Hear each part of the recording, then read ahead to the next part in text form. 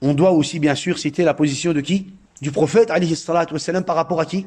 Par rapport à Khadija. Par rapport à Khadija radiyallahu anha. Khadija radiyallahu anha, ya ikhwa, tellement elle a été juste, tellement elle a été honnête, et elle a été proche du prophète alayhi salatu wassalam, tellement elle a été réelle avec le prophète, tellement elle a vécu avec le prophète, tellement elle l'a soutenu, que le prophète alayhi salatu wassalam n'a pas oublié cela de sa part. Il a reconnu. Le prophète sallallahu alayhi wa sallam reconnaissait quoi? Reconnaissait ce bien de Khadija. Il reconnaissait ce bien de Khadija pendant sa vie et même après sa mort. Dans un hadith rapporté par Abu Hurairah radiyallahu anhu, il dit qu'un jour, Ata Jibril an-Nabi alayhi salatu wassalam. Ata Jibrilu an-Nabi alayhi salatu wassalam. Un jour, Jibril alayhi salam est venu voir le prophète alayhi salatu wassalam. Il lui a dit, Ya Rasulallah, hadihi Khadija qad atatka. En fait, le prophète alayhi salatu wassalam était chez lui et Khadija était à l'extérieur. Et elle venait justement auprès du prophète alayhi salatu wassalam. Alors Jibril alayhi salam est venu avant et il lui a dit, Ya Muhammad, Ya Rasulallah, hadihi Khadija قد أتتك معها إناء فيه إدام. الإدام هو الطعام. الإدام هو الطعام. Jibril alayhi salam est venu voir le prophète et lui a dit, Ya Rasulallah, ô messager d'Allah, voilà Khadija, elle vient avec un bol entre ses mains, un bol dans lequel il y a de la nourriture pour toi. Elle te rapporte de quoi? De la nourriture. Il y a Khadija qui vient vers toi, elle te rapporte de quoi? De la nourriture. فيه إدام أو طعام أو شراب. المهم فإذا هي أتتك فاقرأ عليها السلام من ربها ومني. الله أكبر. Lorsqu'elle va te venir, Ya Rasulallah, c'est Jibril alayhi salam qui parle au prophète, il lui dit, lorsqu'il va te venir, passe-lui la salutation d'Allah et de moi. Passe à Khadija la salutation d'Allah et de moi. Allah m'a envoyé pour que tu lui transmettes sa salutation, pour que tu transmettes à Khadija la salutation d'Allah et transmets-lui aussi ma salutation. وَبَشِّرْهَا بِبَيْتٍ فِي الْجَنَّةِ مِنْ قَصَبٍ لَا صَخَبَ فِيهِ وَلَا نَصَبٍ. Et annonce-lui la bonne nouvelle d'une maison au paradis. Et annonce-lui la bonne nouvelle d'une maison au paradis. مِنْ قَصَبٍ. Al-qasabu huwa al-lu'lu', des perles. Vous voyez les perles? Annonce-lui une maison au paradis qui est faite de perles. Allahu Akbar. De perles. Ça a été interprété de différentes façons. Est-ce que c'est une perle? Est-ce que c'est une maison, mais sous forme de perles? Ou alors c'est une maison, mais qui a été construite de perles? Allahu A'lam. La sakhaba fihi wa la nasab. Il n'y a pas de quoi. Sakhab, c'est tout ce qui est dérangeant. Et an-nasab, c'est quoi? C'est la fatigue. Il n'y a ni quelque chose qui peut te déranger et ni de la fatigue. Une maison parfaite. Annonce-lui la bonne nouvelle d'une maison au paradis. Allahu Akbar. Khadija sur terre, Jibril alayhi salam vient de la part d'Allah Azza wa Jal pour transmettre la salutation d'Allah et sa propre salutation, yani à Khadija radiyallahu anha. Et pour lui annoncer la bonne nouvelle de quoi? Pour lui annoncer la bonne nouvelle d'une maison au paradis. Allahu Akbar. Quelle deuxième femme, question pour les enfants, concentrez-vous. Quelle deuxième femme a demandé, et si on a une première femme qui a quoi? Qui a une maison au paradis. Et il y a une deuxième femme qui a invoqué Allah pour avoir aussi une maison au paradis. Qui est cette femme et quel est son nom? Du côté des sœurs, peut-être que, pas peut-être. Les sœurs, elles savent déjà à la base. La deuxième femme, c'est cité qui? Non? Non? Maryam? Non? Vous vous rapprochez. Vous vous rapprochez. Khadija, c'est la première. Ça, c'est déjà une bonne réponse. On veut la deuxième. Non. Elles ont toutes les réponses, elles sont correctes. Mais ici, je veux le nom de la femme qui a invoqué Allah en disant, Ya Rabbi, donne-moi une maison au paradis. Une femme. Non. Je vous donne la réponse. Qui donne la réponse, c'est quoi? Imra'atu Fir'aun. Imra'atu Fir'aun. Asiya. Asiya. Imra'atu Fir'aun. Asiya, l'épouse du pharaon. Du pharaon, mais du pharaon de Moussa. Parce que pharaon, c'est un statut. Hein? C'est un statut. C'est comme le statut du Tarout que tu donnes à plusieurs personnes. Donc le pharaon de Moussa, le pharaon de Moussa, son épouse était muslima, muwahida. Allahu Akbar. Muslima, muwahida. Et elle a invoqué Allah Azza wa Jalla en disant Rabbi ibni li indaka baytan fil jannah. Tamam. Rabbi ibni li indaka baytan fil jannah. وضرب الله مثلا نعم وضرب الله مثلا للذين آمنوا امرأة فرعون إذ قالت رب ابن لي عندك بيتا في الجنة ونجني من فرعون وعمله ونجني من القوم الظالمين نعم ومريم تمام المهم Khadija radiallahu anha avait eu quoi? Avait eu sa récompense ici sur terre يعني subhanallah المهم عائشة رضي الله عنها dit ما غرت على أحد من نساء النبي ما غرت على خديجة je n'ai jamais été jalouse d'une des épouses du prophète alayhi salatu wassalam comme j'ai été jalouse envers qui? Envers Khadija radiallahu anha yani Aïcha qui s'est mariée avec le prophète après la mort de Khadija le prophète s'est marié avec Aïcha radiallahu anha et Aïcha radiallahu anha elle était jalouse de qui? De Khadija radiallahu anha. Pourquoi? Parce que le prophète sallallahu alayhi wa sallam parlait souvent de Khadija. Même après sa mort, même après la mort de Khadija, le prophète parlait beaucoup de quoi? Le prophète sallallahu alayhi wa sallam parlait beaucoup de ce qu'il a vécu avec Khadija.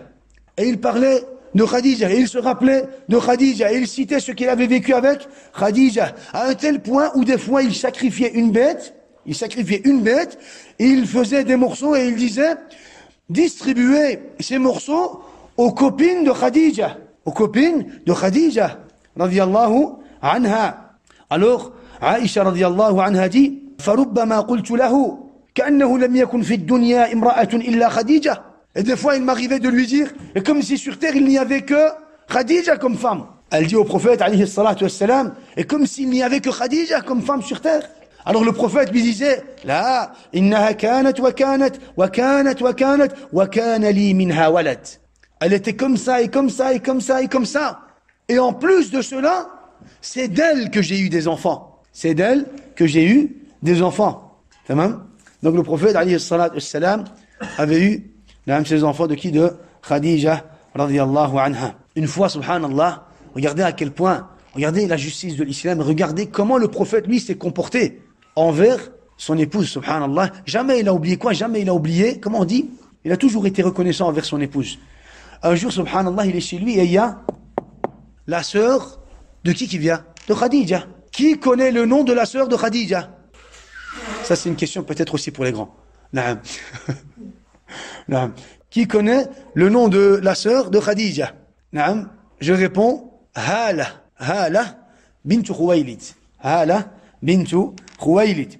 Et donc, Hala est venue auprès du prophète, alayhi salatu wassalam. Elle est venue chez le prophète, alayhi salatu wassalam, et elle a toqué à la porte. Elle a dit qui elle était. Alors le prophète, alayhi salatu wassalam, quand il a entendu la voix de Hala, il a dit, Allahumma Hala bintu Khuwaylid. Allahumma Hala bintu Khuwaylid. Il s'est rappelé de Khadija. Il s'est rappelé de la voix de Hala. Et du fait que c'est la sœur de son épouse, il s'est rappelé de Khadija. Alors il a dit, Allahumma Hala bintu Khuwaylid. Il s'est fait emporter par, subhanallah, par ses émotions, et il a dit, Allahumma Hala bintu Khuwaylid. Alors Aïcha radiyallahu anha dit, et lorsque j'ai compris qu'il avait dit cela parce qu'il s'est rappelé de Khadija, je lui ai dit, وَمَا تَذْكُرُ مِنْ عَجُوزٍ مِنْ عَجَائِزِ قُرَيْشٍ. Qu'est-ce que tu as avec cette femme, cette vieille femme de Quraysh? En parlant de qui? De Khadija. Parce qu'elle était, elle, plus jeune. Alors le prophète, alayhi salatu wassalam, lui disait, non, tu te trompes, bien Aïcha. Elle était comme ça et comme ça. Et jamais je n'oublierai ce qu'elle a fait envers moi. Et elle a été la mère de mes enfants. Subhanallah, tout le temps, elle a quoi? Tout le temps, le prophète, alayhi salatu wassalam, a été reconnaissant envers Khadija, radiyallahu anha. Donc on a parlé de Khadija, de Waraqa, et du prophète, alayhi salatu wassalam. Chouf l'islam, ya akhi. L'islam, adalat l'islam. Le fait d'être reconnaissant. Allahu musta'an. Bien sûr, on a aussi dans ce texte, ce récit, cette habitude des mouchriquines qui a été citée par Waraqa ibn Nawfal. Le fait de chasser al-muslimin.